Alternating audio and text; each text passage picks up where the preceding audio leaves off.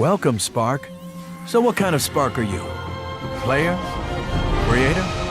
Or both? The stories yet to be told. The games to be made. Civilizations and societies to be formed. The universe is waiting for you to bring it to life. Now, how do we begin? Magic's gone. And we are live. Hey, community. We have 4 people here, one of them off screen. So we have the Hand of Thomas here. Hey, guys. You have Brian here. You have award-winning artist Matt and Spencer. So, Spencer, this is your first stream you've done with us. Spencer's been with the team for a long time, though, and he just hasn't done a stream since. So too busy. Finally got a chance to come in here, so yeah, so fun. Why don't you quickly tell the team what you do and why you're not an award winner yet? I'm just that's just because I'll never live down calling Jet award winner and Matt. Yeah. We're just surrounded by so many award winners. I mean, it's some stiff competition. So I guess that's why. No, I'm the lead environment artist on the team. So I basically just kind of help everybody with getting the props and assets created and finding the best ways to make use of them so that we can give you guys the best content possible. Yeah, and Spencer did a lot of stuff with back in the day with a lot of our showcase levels too, like coming up with all those. He leads all of the coolest packs. Like Coding Archives was like that was a fun one. Yeah, but, yeah. So basically, I worked a lot with Matt actually to do the showcase levels when I first came on, back when we were still doing those, and now I've kind of shifted focus to help the team on the design side do the videos and things like that to show off our work there. A lot of it's just defining what assets we want to put in a pack, though. I think that's the biggest thing, to see what provides value and how can we make a tree interesting to a user from multiple perspectives, like stuff like that. Sweet. So we are doing a artist stream today, basically, where we are in edit mode right now of Conker's big reunion. It's looking. The reason why it's looking a bit blank in certain areas is for something that Spencer will talk about in a bit with streaming. But we're going to be looking at 2 different sections here that Spencer and Matt both designed, kind of talking through how they designed it. And the first of those is the secret lab, the Teddy's secret lab we got here. We brought in all of those assets, and Matt, this was, you wanted to like really make something different with the secret lab. Kind of just felt a bit different. How did you start with designing this or figuring out how to design this? So with this section, like gameplay-wise, we knew what was already going to happen. They were going to work on the shooting gallery kind of experience, and we really wanted it to look quite a bit different than the rest of the level that you'd already been through. Like you have the woods that you're doing the stealth section through, the brewery is much more platforming. And Spencer and Jed had a really good idea to drive it up like more at nighttime. Like right now, we just have the daytime skybox on. Oh yeah. But we switch it back Give to that mood. There you go. the sky is here.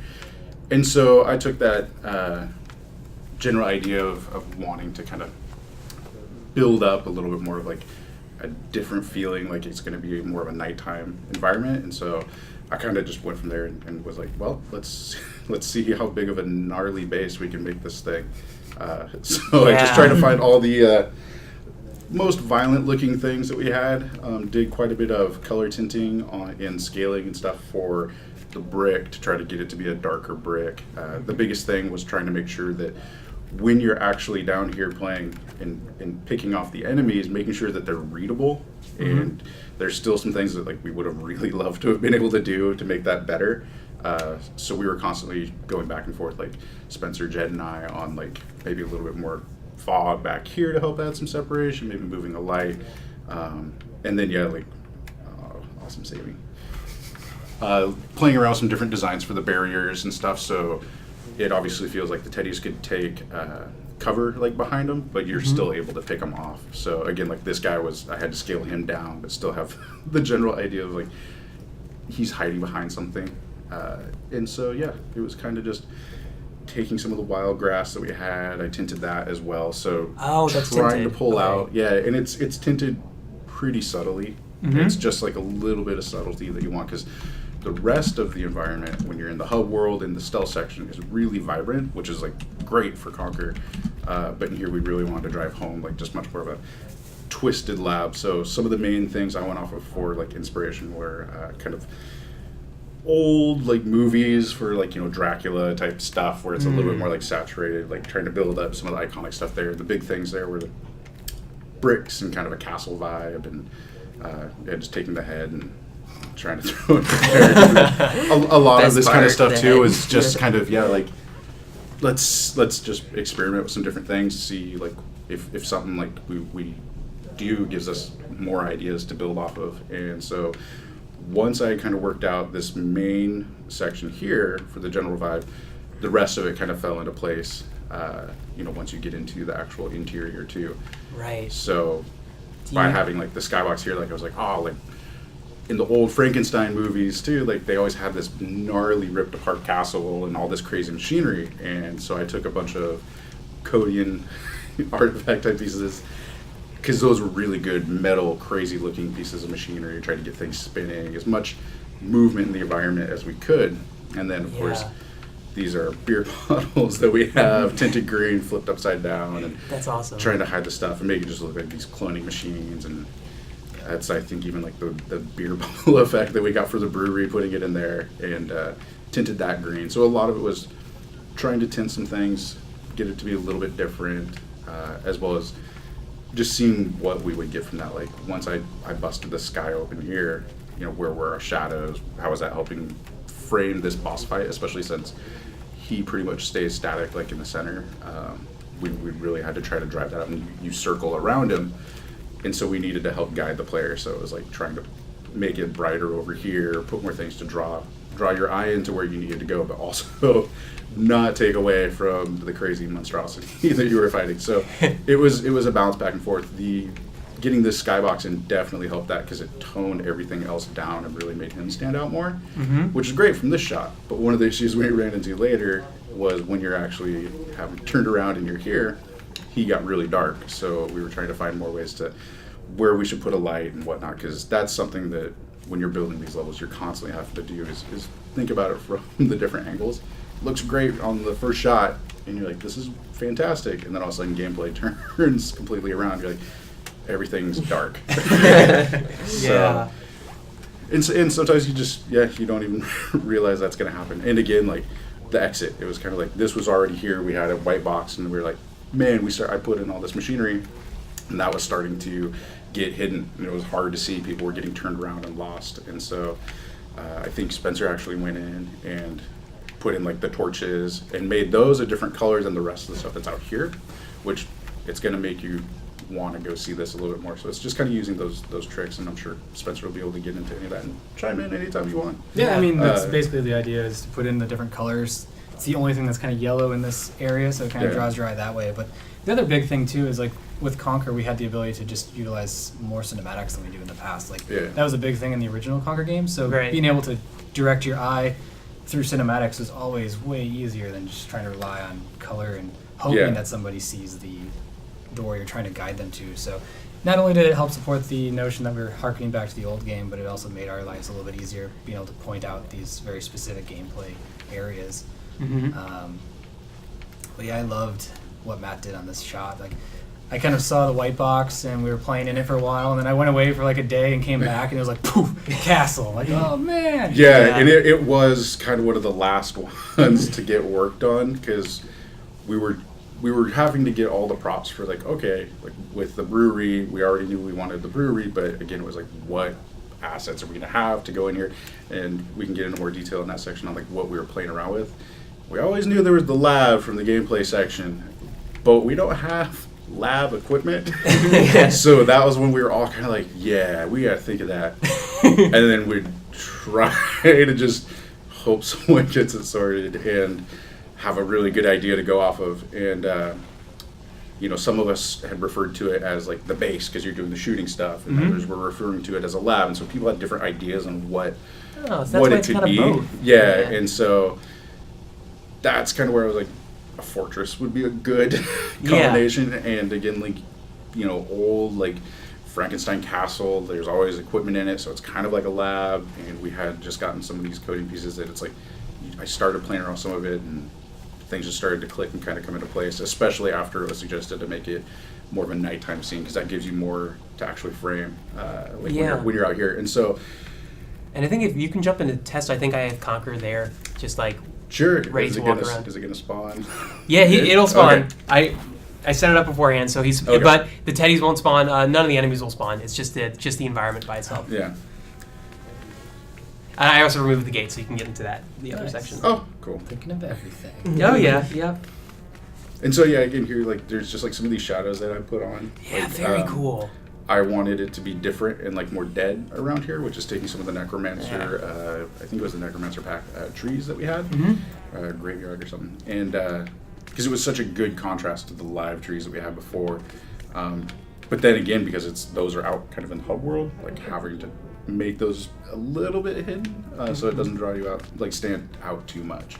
So we worked on these kind of isolated, but also had to think of like where it met with the hub, which became a problem in many cases. That's definitely something I've really noticed more, like as I see more of what you guys are doing. Like the shadow shapes are so distinct there, and it really starts to add to the spookiness of there. Like you just see all those kind of, along that path, you see so many different shapes that are just giving it that feel. Yeah, and that was one of my favorite things about these trees, because they're just so gnarly. You get so many cool like little pockets of light coming through stuff.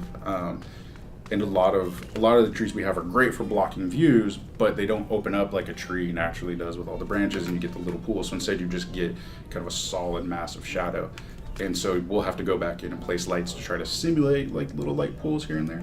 But these ones are great for it, and especially with the contrast between the darkness of the shadows and the actual sunlight, it just worked out really, really good. And so I would actually get in views like this, try to pull back a little bit, like to make sure that we were getting a little bit of the button. I probably could have done a better job and had some more light there, but most of this stuff that's not important, I just went ahead and made sure that was fully in shadow from the wall and everything. Okay. But all the stuff that you wanted to get into, like you can see the shadows, and right about where the gameplay starts kicking in with the teddies, because I didn't want them to be in shadow too much.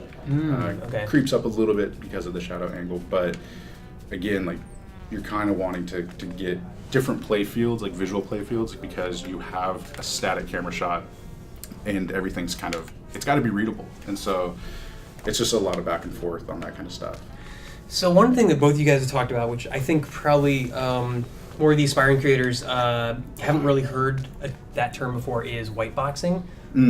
So like how, can you talk about sort of just the concept of white boxing and how that's really important for game design when you're first getting your ideas down in place? Yeah, like, do you have anything you want to kick off? Yeah, I mean, sure. I mean, I don't want to talk too much. I know Matt has done a ton of it because he works very closely with the design team, and that's usually where it starts from. Is like the white box is the designer's way to quickly block out like what a room size is, or like what the pathways are, what the hallway needs to look like to lead you from one area to another. And really, you don't want to be focusing on like, oh, is this a crate, or is it a soda machine, or is it, what is this? Like, it doesn't matter at that point. It's like, it's a piece of cover that you can hide behind, or it's a stairwell that you can jump into, or whatever. It's all about figuring out what's important to the gameplay moment at the time. And then from there, that informs like what kind of stuff we have to work with when it's handed over to art. And sometimes it can be like, here's just a white box. We don't have a whole lot of needs for it, so just go nuts. And sometimes it's very crucial that we don't like move anything because it's tied to gameplay notions or things like that, gameplay events. I think these pathways here on the side where the raised platform has the B button is a good example of that. It's like that has to be figured out beforehand so the design team can figure out how many jumps you have to get on top of it or things like that. Okay. And then we have to kind of figure out, okay, here's a cube. What can we make this cube look like to fit in with the aesthetic of the level without breaking any gameplay? And it's a cool like system of working back and forth, and the earlier that the art team gets pulled in to even help with informing how the white box is always helpful, because like I don't know, I'm sure most of the creators know that like trying to make rolling environments and things like that adds so much life to a scene, but doing that after you've already placed like 100 props or placed your design elements is kind of a pain. So if we can make the white box have more of those elevation changes and not start off with a flat plane from the very beginning, that's a huge help later on. even though it might not be super important in the moment.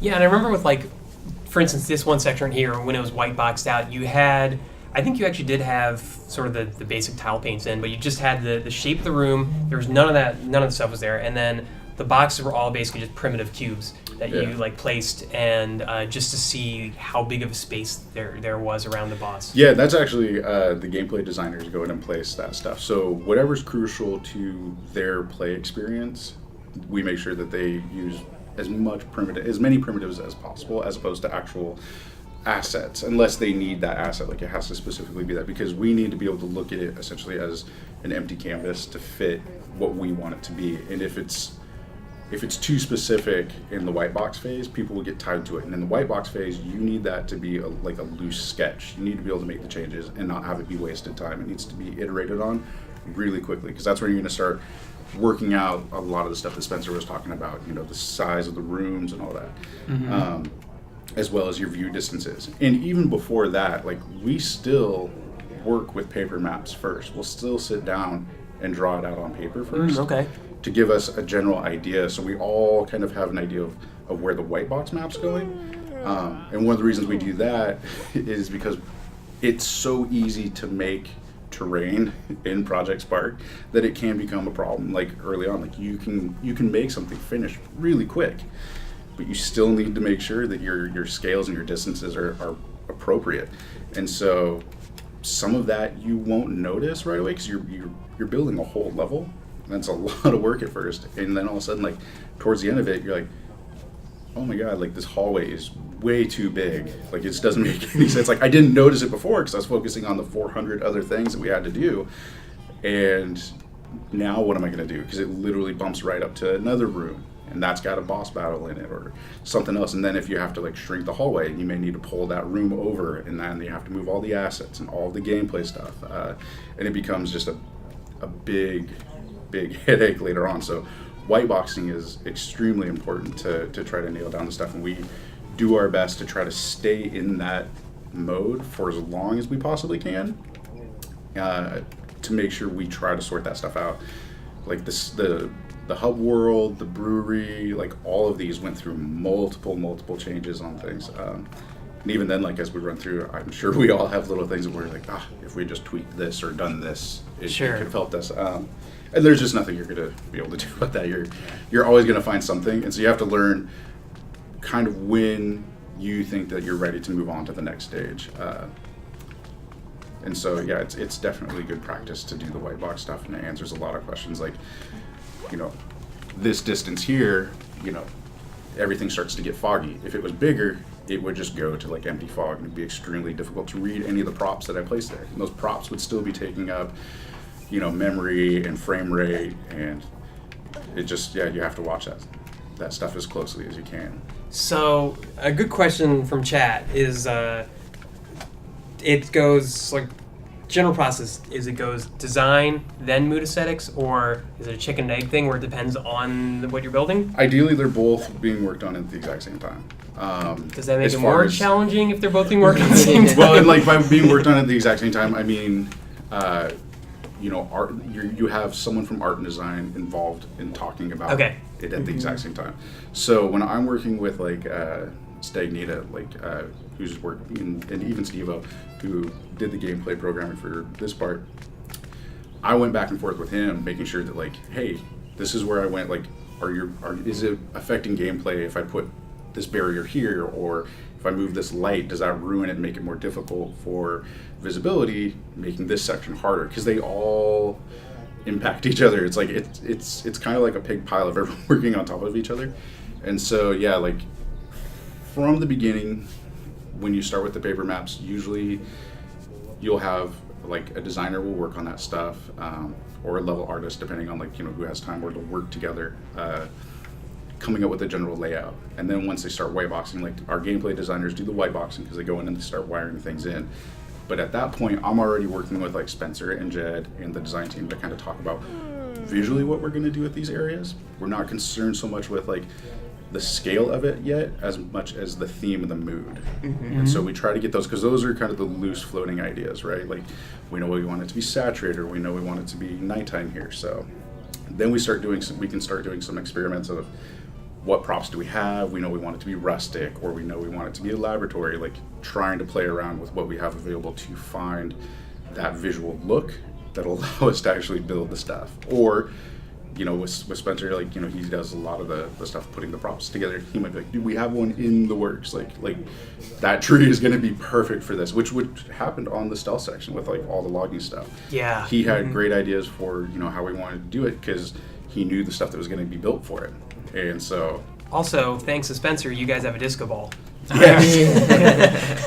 Yeah, the design team kept coming up with multiple different ways that we would use a disco ball. Like, it was one of Conker's B button things, and we had another idea that was eventually scrapped for some other scene that had a disco ball. And for the longest time, we were just using like primitive spheres and stuff. Right. And it was just like one night, it was late after work, and I was kind of burnt out, so I'm just like, you know what, I want to have some fun. So I just kind of sat down and made a disco ball quick and tossed it in there, and that's kind of where that went. That's why you guys got a disco ball. Yeah. Same with actually the wipes. The wipes, remember, like for the longest time we were trying to do our own wipes, and then you said, all right, there's going to be a wipe in there. Yeah, I felt like we had to do the due diligence to be like, look, we can totally do this with all of the assets we have now. It's a pain because like we had to take, what was it, the icon for a tourist primitive, and we displayed it, rendered it black, and then scaled up like 20 of them to make a sphere or a circle, and then put cubes on the side, and then scaled everything dynamically. And so like we could do it, but we knew it would be a terrible user experience if anyone else wanted to do it again. So we felt it was justified to make a new asset. To make that people. Yep. So I think now is a good time I can delete these assets too. I know how. Yeah, and just real quick before we move on to it, like all these logic cubes, they're color coded for certain reasons, and like, the design team will,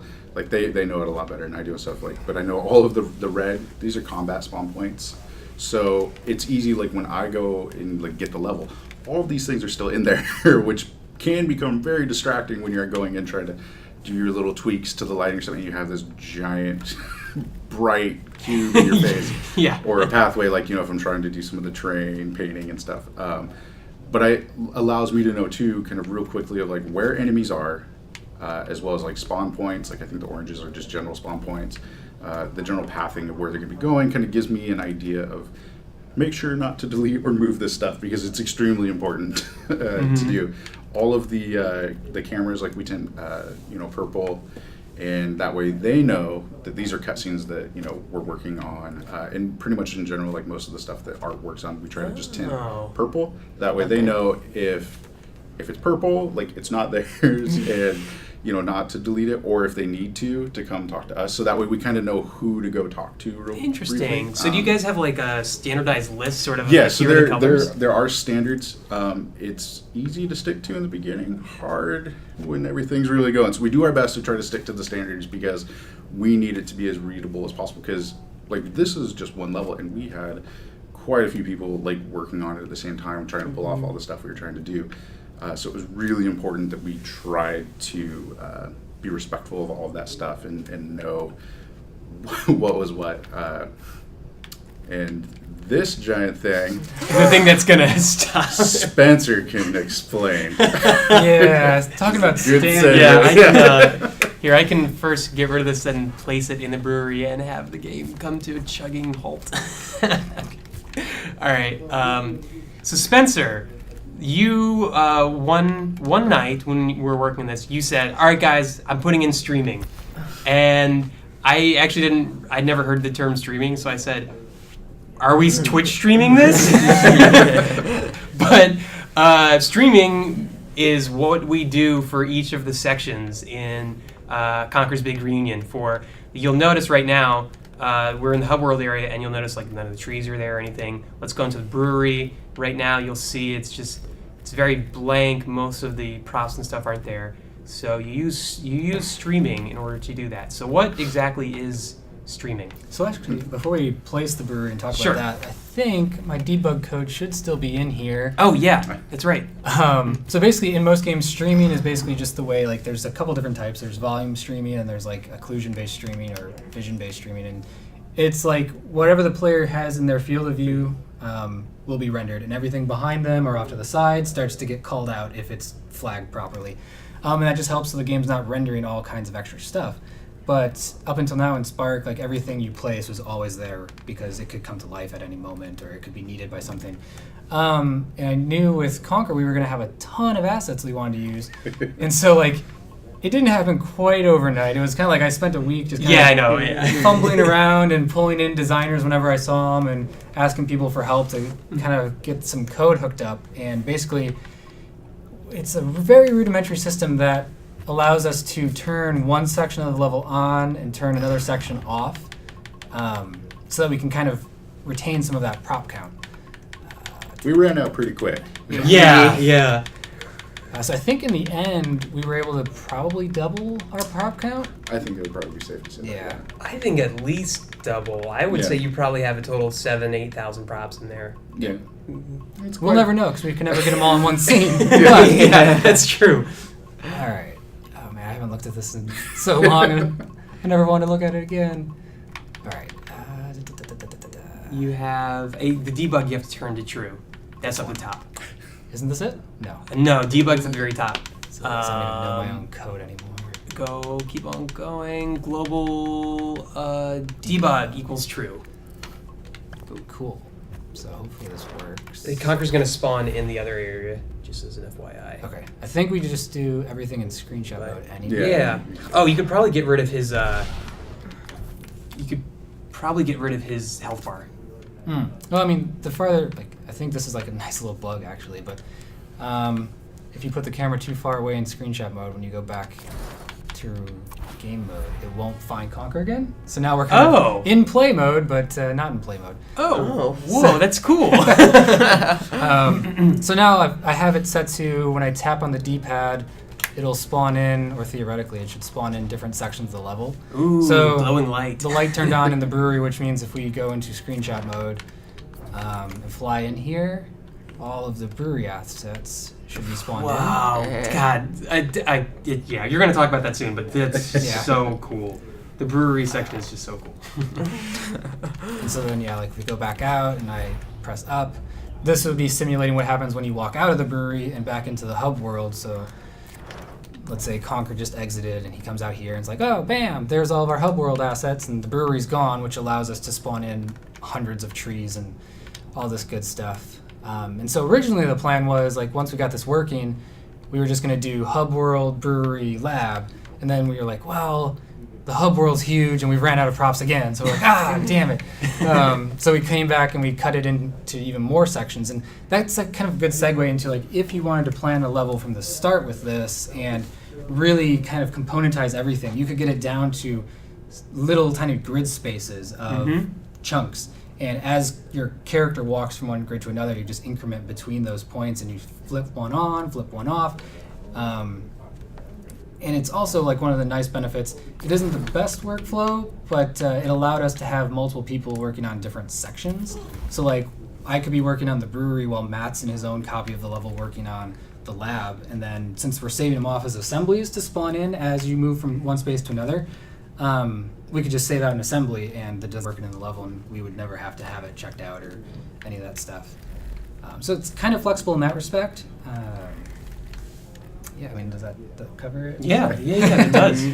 I mean, I guess kind of to Matt's point, it's always good to have those standards for the logic cubes. Unfortunately, I didn't know that when I was doing it, so I'm just like, this looks good to me. I'm going to do pink and black. And but it's still matched. Now I'm going to do blue and gray and all this other stuff. That's okay. When I added but you had it's the same in every section. So yes, it's a form of same. standard. When I added in the cinematic ones, I was just like, no one's using gray. I guess I'll use gray for my cinematic logic cubes. Yeah. And basically the way that we have this working now, if you ever want to implement it in the same way, I have this logic cube group here to be like our anchor point. And this always lives in the world, and then there's one central spawn point, basically. And so this is kind of overkill, but it's nice because it's an easy identifier that someone can just come to, and then when you needed to start working on it, you would go into your assembly gallery. And this is about to get slow. Yeah. No. What is it? It should be, I think you only need to go over like one page anyways to see it. Yeah. Okay, so I set it up so that when you turn on grid snaps, you would just always align your assembly to the top of those 4 cubes, and now you know. Which brings on a really good point. Grid snap is one of your best friends. Yeah. I work with that all the time, and there are some that don't. And that stuff becomes really difficult to work with sometimes. But it's it allows you to do things like this. It's fantastic. Try to get in the habit of doing that whenever you can. Totally. Because I mean, even if you're not relying on this for like our streaming system and stuff, it gives you the flexibility to know, like, if you wanted to move something around the level, you can always kind of put it back to this point, and you know those 2 objects will always line up. Because when you guys are building a lot of the assets, especially ones that are supposed to be snapped together, you're building them with that in mind as well. Anyway, so. Yeah, and then I mean, it became apparent early on that selecting one of these logic cubes with like a bajillion connections becomes very taxing on the system.